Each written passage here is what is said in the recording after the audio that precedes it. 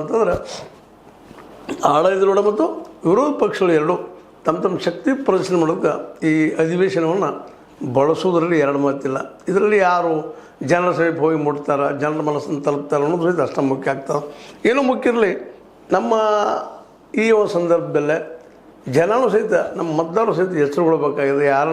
ಯಾರು ಸಪೋರ್ಟ್ ಮಾಡಬೇಕು, ನಾಳೆ ಭವಿಷ್ಯದಲ್ಲಿ ನಮ್ಗೆ ಹೆಚ್ಚಿಗೆ ಅನುಕೂಲ ಅಂದ್ರೆ ಬದುಕಿಗೆ ಅನುಕೂಲ ಮಾಡಿಕೊಳ್ಳುವಂಥ, ಮಾರ್ಕೆಟ್ ರೇಟ್ ಕಡಿಮೆ ಆಗುವಂಥ, ಬದುಕು ಸರಳಾಗುವಂಥ ಮಾಡುವಂಥ ನಾಯಕರು ಯಾರಿದಾರ ಪ್ರಾಮಾಣಿಕವಾಗಿ ಅನ್ನೋದನ್ನು ಸಹಿತ ಈಗ ಹುಡುಕುವ ಜವಾಬ್ದಾರಿ ಈ ಒಂದು ಏನಪ್ಪ ಅಂದ್ರೆ ಮತದಾರರ ಮೇಲದ.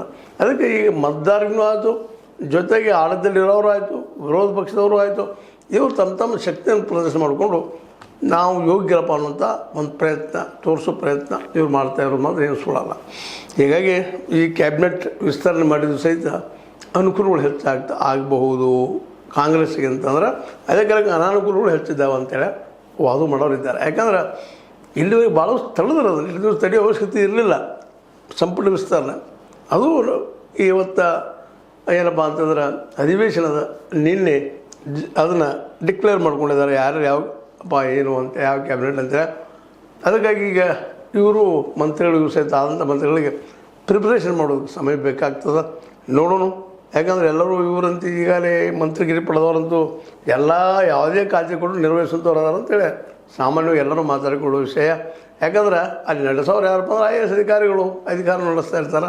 ಇವ್ರು ಜಸ್ಟಪ್ಪ ಏನು ಒಂದು ರೀತಿಯಿಂದ ವಿಷಯ ತಿಳ್ಕೊಂಡು ಸಹಿ ಮಾಡಿ ಕಳಿಸುವಷ್ಟಪ್ಪ ಏನು ಅನ್ನೋಂಗದ.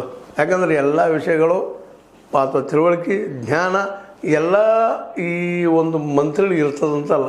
ಮಂತ್ರಿಗಳು ಅಲ್ಲಿಯ ಡೈರೆಕ್ಷನ್ ಮೇಲೆ ಅದರಲ್ಲೂ ಅಡ್ಮಿನಿಸ್ಟ್ರೇಟರ್ ಇರ್ತಾರೆ, IAS IPS ಇಂಥೆಲ್ಲ ಮಾಡಿಕೊಂಡು ಅವರ ಸಲಹೆ ಸೂಚನೆ ಮೇಲೆ ಆಡಳಿತ ನಡೆಸ್ಕೊಂಡು ಹೋಗ್ತಾ ಇರ್ತಾರೆ.